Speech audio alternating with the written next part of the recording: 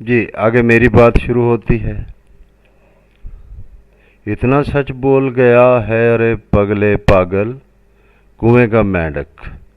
مشتاق عاجز نہیں، یہ فقیر ہے۔ سیلاب میں بہتی اس مچھلی کو تو سبھی جانتے ہیں جو ساگر سے جا ایک کنویں میں گری تھی۔ کنویں کے قدیمی باسی مینڈک سے ہوئی اس کی بات چیت سب کو ازبر ہے۔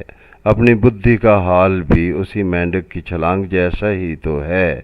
دوہے کی شبدالی چال سر کے بارے جو تھوڑا بہت جانا، کچھ تو علامہ غلام یعقوب انور کی پستکوں سے اور کچھ ڈاکٹر سید ہارون اور امین خیال کے لکھے لیکھوں سے جانا۔ کنویں کا مینڈک کیا جانے کہ ساگر کتنا کھلا ہوتا ہے۔ اس کے مصداق یہ فقیر بھی تو نہیں جانتا کہ اپنے کو نرسد پکارے کہ نرسوج کہے۔ ماترا لگھو گورو چرن چھند کے اس گورکھ دھندے میں وسرام بھی بلی۔ بات وہیں آن اڑی جہاں سے چلی تھی۔ بول کو مانگے بال کا، چپ کو مانے نائیں، اور من کی گپا سے اچھلے ان چم چم چم چم دوہوں کی نظر بھی من کی اکھیوں کی، اور من کی اکھیوں کی ڈالوں، اور کتھا بھی من سے پھوٹے شبدوں سے کہوں تب بات بنے۔ مشتاق عاجز نے کتاب کو 10 حصوں میں تقسیم کیا ہے۔ پہلا حصہ خرج دھرم شلوک، وحدانیت کا تصور، کن اور نظام کائنات، ساتھ کی اہمیت، نیکی کا تصور، دھیان اور گیان، نعت و منقبت، اخلاق نبوی، تن اور من۔ دوسرا حصہ رکھب ماٹی مان، تخلیق آدم، روح اخلاق، روح اور بت، سانس کا تار، موت و حیات، عقل و دل۔ تیسرا حصہ گندار، مایا موہ، متاع غرور، حب دنیا اور اخلاقیات۔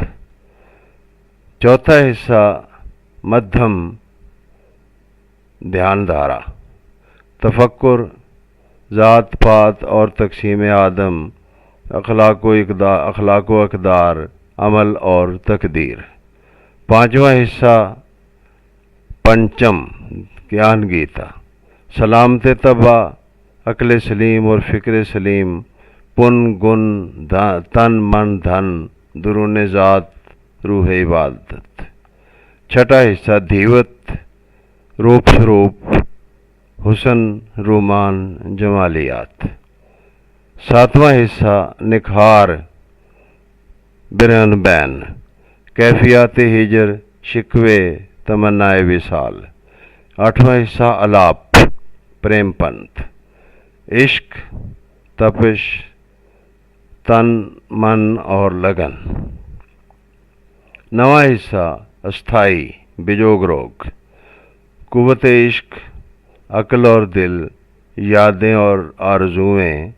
10واں حصہ انترا، سنجوگ، وصال اور لذات وصال، فنا فی المحبوب۔